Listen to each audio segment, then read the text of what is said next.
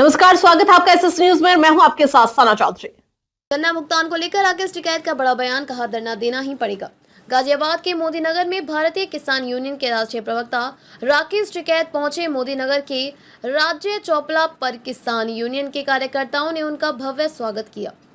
इस दौरान उन्होंने गन्ना किसानों की समस्याओं को लेकर सरकार की और चीनी मिलों पर निशाना साधा। राकेश टिकैत ने कहा कि मोदी ग्रुप और बजाज ग्रुप की मिलों द्वारा किसानों का गन्ना भुगतान समय पर नहीं किया जाता। उन्होंने साफ कहा कि अगर जल्दी ही बकाया राशि का भुगतान नहीं हुआ तो किसानों को धरना देना ही पड़ेगा। भाकियों के राष्ट्रीय प्रवक्ता राकेश टिकैत ने कहा कि बड़ी कंपनियां कृषि क्षेत्र को अपने कब्जे में लेना चाहती हैं, ऐसा नहीं होने दिया जाएगा। जल्दी गन्ना भुगतान नहीं किया गया तो आंदोलन किया जाएगा। राकेश टिकैत बुधवार को कस्बा पतला में आयोजित किसान पंचायत में बोल रहे थे कि कुछ बड़ी कंपनियों की नजर कृषि क्षेत्र पर है। केंद्र सरकार की पॉलिसी लेकर आ रही है जिससे दूध बाहर से आएगा। यदि दूध बाहर से आएगा तो देश के किसान की हालत खराब हो जाएगी। उन्होंने कहा कि मोदी शुगर सहित कई मिलों पर गन्ने का भुगतान बकाया है। यदि इन मिलों ने जल्द भुगतान नहीं किया तो भाकियू कार्यकर्ता आंदोलन करेंगे। पंचायत में शामिल होने से पहले राकेश टिकैत ने बाबा गंगाराम स्वामी की समाधि स्थल पर पुष्प अर्पित किए। उन्होंने कहा कि किसान आंदोलन के दौरान ही समाधि पर मत्था टेकने की बात कही थी, जो आज पूरी हो गई है। राकेश टिकैत का राज्यपाल और कस्बा निवासी बस स्टैंड पर भाकियू के जिला उपाध्यक्ष वीरेंद्र त्यागी के नेतृत्व में स्वागत किया गया। टिकैत साहब, आज केंद्र सरकार द्वारा वक्फ बोर्ड संपत्ति पर एक बिल लाया गया है, क्या कहेंगे उस बारे में?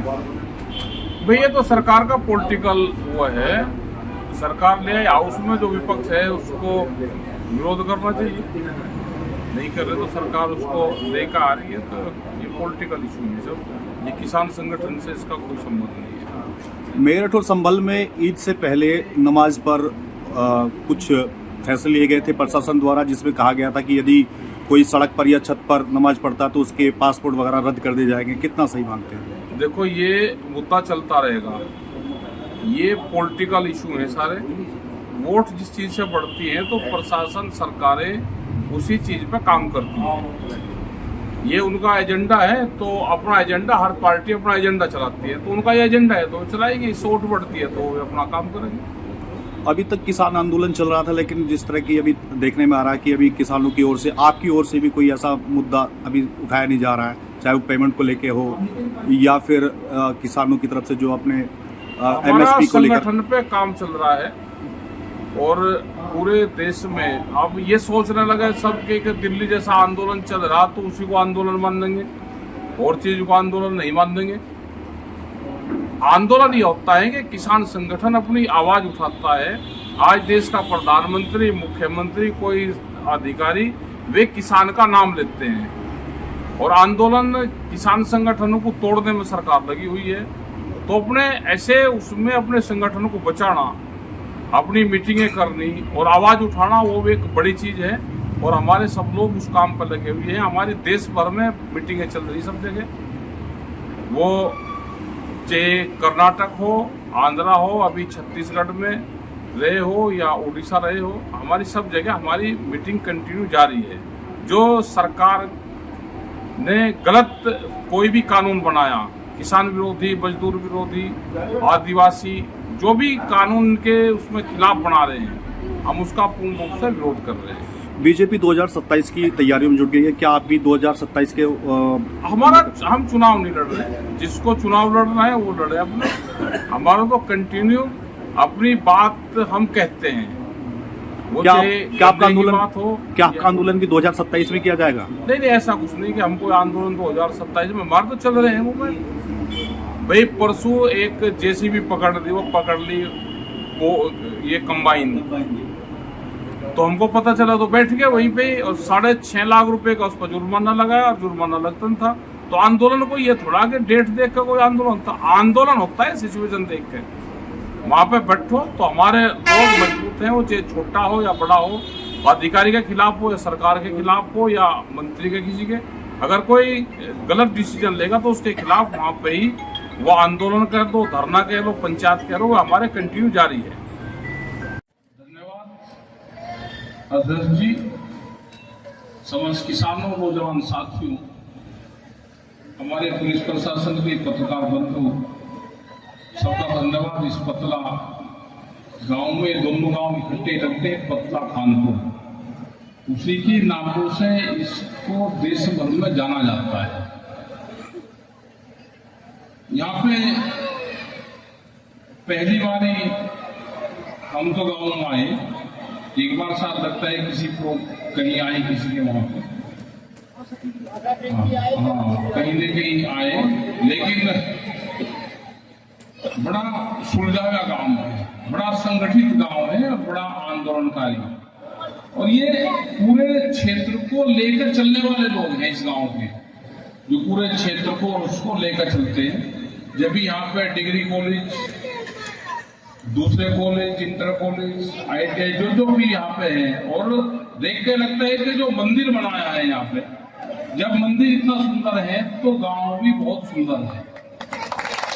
और जो भाव मंदिर के हैं, क्योंकि उस टाइम पे भी ये बात आई थी कि बाबा कि वहां प्रसाद चढ़ा, बोला, बीच में भी एक आध बार बात हुई, तो ये कहा कि आएंगे, लेकिन आया नहीं गया, और वहां से जीत का एक रिलेशन, उस लड़ाई को 3 काले काल वापसी हुए, और ये मौका 5 साल बाद में ही मिला, तो 4-5 साल बाद में ठीक, कम से कम आए, गांव में आए, गांव के सब लोगों से मिले। मुद्दे बड़े भयंकर आने वाले हैं।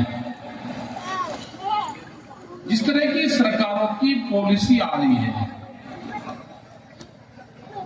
उसका जो गुना भाग है ये समझना पड़ेगा। गुना भाग ये है कि हम फसल, कोई फसल पैदा कर लो, हम उसके लिए आंदोलन करते हैं, दिन में जिंदाबाद मुर्दाबाद, अधिकारियों के वहां मंडियों में हमारी फसलें बिकती नहीं, बिके तो उसका रेट नहीं मिलता। कोई आए लोग अपनी जमीन बेचने लोगों, और जमीन को रात के अंधेरे में बेचना चाहो तो रात के अंधेरे में बिक जाएगी, आपकी मत बोल लो। मतलब ये गणित समझ में नहीं आया कि पैदा होने वाली फसलें सस्ते रेट में भी नहीं बिकती, और हमारी जो जमीन है वो महंगे रेट में बिक रही है। तो ये जो गणित है ये समझना पड़ेगा। इसमें हम आगे चलेंगे, हम 40-50 साल 70 साल आगे चलेंगे, हम इसी 2060, 70 और 80 के दशक में अगर हम जाएंगे, तो अब जब सोच के देखोगे जब क्या हाल होगा, क्या देश के अनाज और कृषि पे बड़ी कंपनियां अपना कब्जा करना चाहेंगी,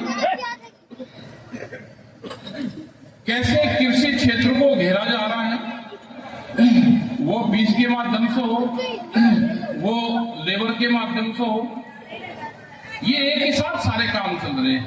अभी तो आपके यहाँ पे पहला हम लोकल बीज बोते थे, फिर हाइब्रिड आए, अभी हाइब्रिड से आगे क्या आएगा उसको तो पता भी नहीं आपको। हाइब्रिड से आगे आएगा जेनेटिकली मॉडिफाइड बीज, जिसको जीएम सीड कहते हैं। वो अभी देश में सिर्फ कपास में आया है, बीटी कॉटन, वो महाराष्ट्र, कुछ पंजाब की बेल्ट है, कुछ दूसरी जगह की वहां पे बेल्ट है, और उसका असर सीधा ये हो गया कि जो बिनोला हम उसको पशुओं को खिलाते हैं, उससे बांझपन की समस्या तो पशु में, तो उसी के साथ एक दूध की पॉलिसी आ गई। ये सारे कनेक्टेड वो है, ये सब जुड़े हुए हैं एक दूसरे से। एक एक चीज को समझते रहिए कि कहां से क्या चीज होने जा रही है। अभी बाहर की कंपनी है, तो भारत सरकार एक पॉलिसी लेकर आ रही कि दूध बाहर से आएगा। अमूल जैसी कंपनी ने ये कहा कि 10 रुपया लीटर अगर भारत सरकार हमको देगी तो आप बाहर से दूध मंगा दो।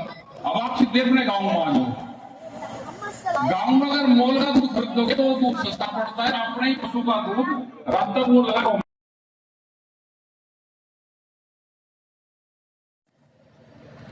अभी 4-5 साल पहले चीनी का भाव इंटरनेशनल मार्केट में 22 रुपए था। जब सरकारों से बातचीत हुई तो पहले यहाँ के 40 रुपए रेट था, फिर यहाँ पे जो ड्यूटी हम लगाते हैं फिर 60 लगाया, फिर चीनी के ऊपर 100% ड्यूटी लगवाई, और चीनी का रेट निर्धारित करवाया 32.5 रुपया। तो अगर बाहर की कोई चीनी यहाँ आती तो वो 32.5 रुपए पहले यहाँ पे टैक्स देती, और उसके बाद में भारत के बाजार में बेचती। जब भी यहाँ का कुछ किसान बचा है, नहीं तो बाहर की पाकिस्तान की चिन्नी हमारे यहाँ पर बिकी थी। लेकिन आज वो सरकार उस पर ध्यान नहीं दे रही। जो हम 300% फूड पे ड्यूटी लगा सकते हैं, बाहर से कोई चीज हमारे देश में बेचेगा तो हम 300% तक ड्यूटी लगा सकते हैं, लेकिन उस पर ड्यूटी पे रिलीफ कर रही है। रिलीफ कर रही है तो हमारा किसान मरेगा। अभी दालें बाहर से मंगा रहे, तेल बाहर से मंगा रहे, हमारे किसान को उसका रेट नहीं है। तो बाहर से अगर तेल आएगा, सरसों का तेल बाहर से आएगा, पाम ऑयल आएगा, दालें बाहर से आएगी, भाई उत्पादन करना तो अपने देश के यहां पे उत्पादन करो। लेकिन उसके लिए कोई फैसिलिटी, उसके लिए सब्सिडी का प्रावधान देश में ही नहीं। इनकी पॉलिसी है कि ये कॉन्ट्रैक्ट फार्मिंग में जाए, किसान खेती ठेके पर दे दे। जो बड़ी बड़ी कंपनी आ रही है वे अभी तो पीछे हटगी, लेकिन जो 3 काले कानून थे उसमें ये भी था कि ठेके पे खेती आपकी जाती। यहाँ पर अगर 40,000 रुपए एकड़ का है, 7 और 8,000 रुपया बीघे का रेट था, तो सीधे आपको 15,000 रुपए देती बीघे में। तो बहुत आदमी ये थे कि मैं इसको दे दूंगा ठेके पर, मैं अपना शहर में रहूंगा, बच्चों को पढ़ाऊंगा। तो जो ठेके की प्रथा थी कृषि की, वो भी नुकसानदायक है। वे हमको खेती करनी छुटवा देंगे। हमारे जो इक्विपमेंट है उसको लोहे के भाव ले जाएंगे। अभी 10 साल पॉलिसी आई ट्रैक्टर की कि 10 साल का ट्रैक्टर नहीं चलेगा, जनरेटर नहीं चलेगा, इंजन नहीं चलेगी। ये तो किसान संगठन है कि उनसे लड़ाई लड़ रहा है। ये बहुत से सवाल है और सबका सवाल ये है कि इस किसान की खेती को छीना जाए, इसको लेबर बना दिया जाए। बिहार के लोग आपके यहां पे काम करते होंगे, आप भी कहते थे जी खेत में बिहार के लोग काम करते हैं जी, वे सब काश्तकार हैं, किसान हैं।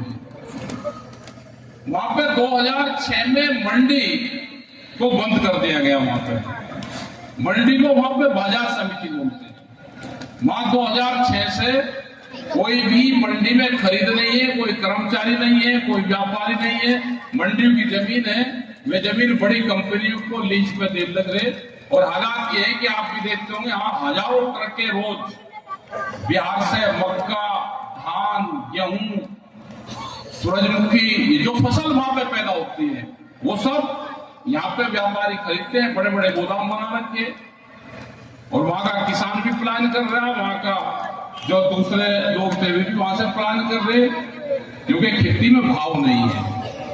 यही हाल पूरे देश में इनका लेबर बनाने का है। आपकी जमीन छीन लेंगे, आपको लेबर बनाने का काम करेंगे। इसको बचा सकता है आंदोलन। आंदोलन को आपको उठा के रखेंगे। प्रेस के लोग आपसे बात करेंगे, पूरे उसमें एक ही सवाल है उनके, 5-6 सवाल है पिछले करीब 4 साल से। हिंदू मुस्लिम, यहां पे हिंदू मुस्लिम को उजागर रख रखा। पंजाब में जाएंगे सिख हिंदू को उजागर रख रखा। महाराष्ट्र में जाएंगे मराठा और बाहरी को उजागर रख रखा। आप गुजरात में चल जाओ, पटेल और नॉन पटेल को उजागर रख रखा। करना कुछ नहीं, इनको उड़ जाके आपस में बहस करो। आप उत्तराखंड में जाओ तो पहाड़ी और प्लेन में उलझा दिया। इनकी राजनीति है कि झगड़ों में उलझते रहेंगे। अभी इनकी पॉलिसी चल रही, क्योंकि यहां बहुत बिरादरी के लोग बैठे होंगे। अभी जो इनकी लेटेस्ट पॉलिसी है वो है कि जाट समाज को बीजेपी में शामिल कर लो, ये लड़ाई में आगे रहता है।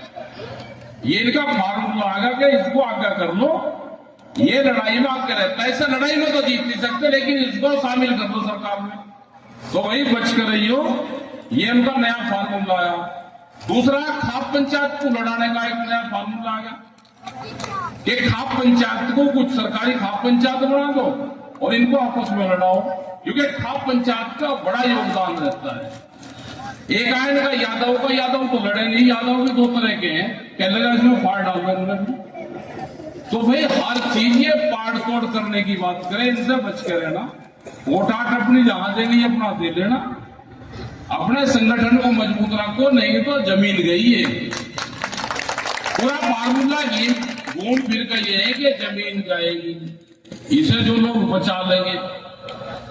महंगी जमीन, अभी मुझे एक आदमी बता दो कि किसान को जमीन खरीद सकता